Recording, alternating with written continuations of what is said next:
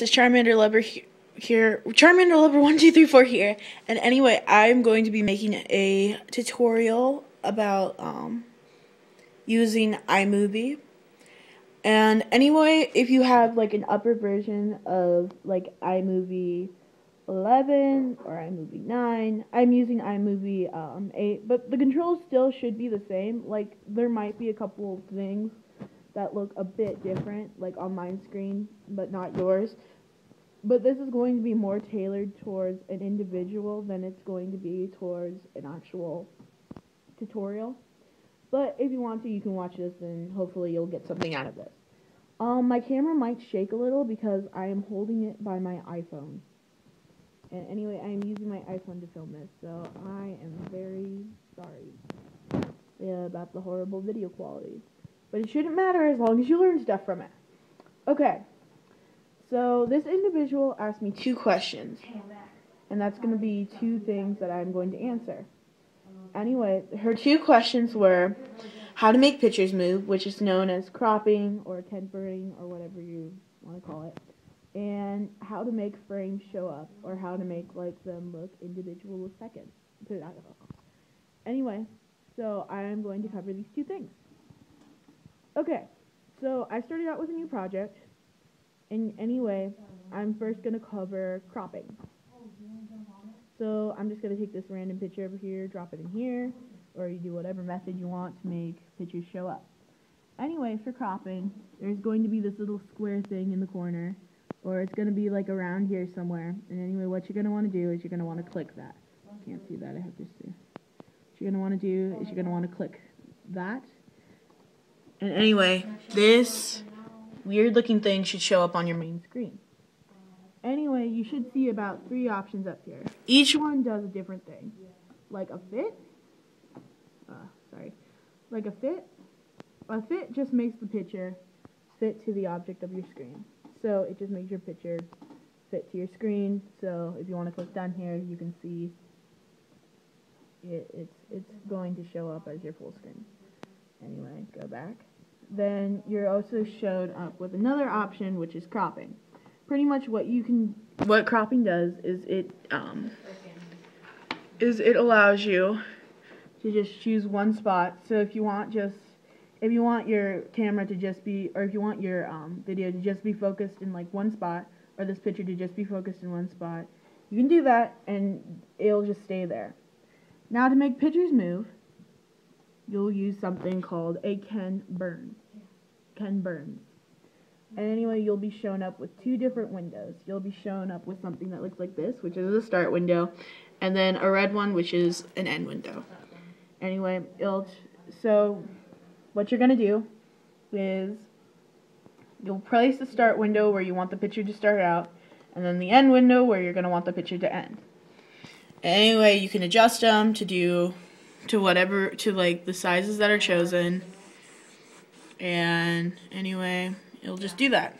And then if you click done and scroll your editor along the screen, you'll see that it does where it follows the Kent Burns. So yeah. Anyway, click spacebar. It'll do it for 4 seconds, and then you can just like edit it to how you want it. You'll do crop out. And anyway, that's how you do it for pictures. For video, at least for my version, you can have to click and drag, and then scroll up. And anyway, you look, and where's the crop? Oh, there's the crop. And anyway, for me, for my editing, you only get 2 options. You only get crop and you only get fit. And I think in the more later versions, Windows has fixed that, so you also get Kent Burn. And it should be no different than the picture Kent Burn. So yeah, that's how you crop.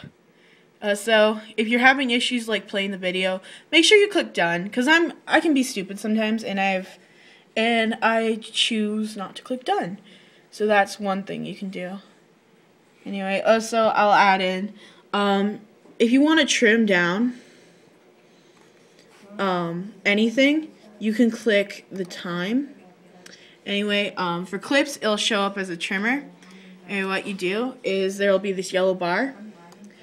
And depending on how short the thing is, because for larger files, I know that it's a pain to make it 0.3 seconds. Anyway, yeah, that's how you do that to make it. And then for pictures, it's a bit different. For pictures, you can choose the time. Actually, you can type it in. So you can make it so only applies to select photos, meaning it only applies to that photo, or it applies to all photos, meaning you can make all photos 4 seconds long, or you can make only this photo 4 seconds long. Now the next question that my friend asked was, how do you make individual frames show? Now this is going to be this is a really easy task. Anyway, on this bar you can make them show by their so every 30 okay, so this is going to be a bit hard to explain, but in order for a frame, so if you have it on all, it's going to show up like this. But if you look over here, in order for a frame to show up as consecutive, it has to be, you can change that, so you can make it either it has to be 1 or 2 seconds long.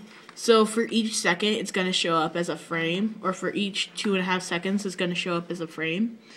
Or you can change that so each 1 second, it's going to show up as a frame. So all you have to do is just scroll this.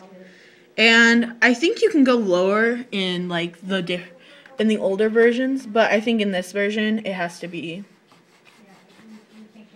whatever. So anyway, I hope this helped you. I hope this helped you. So anyway, I hope this helped. I think this will be the end of the video since this is taking up a lot of storage space on my phone. Bye.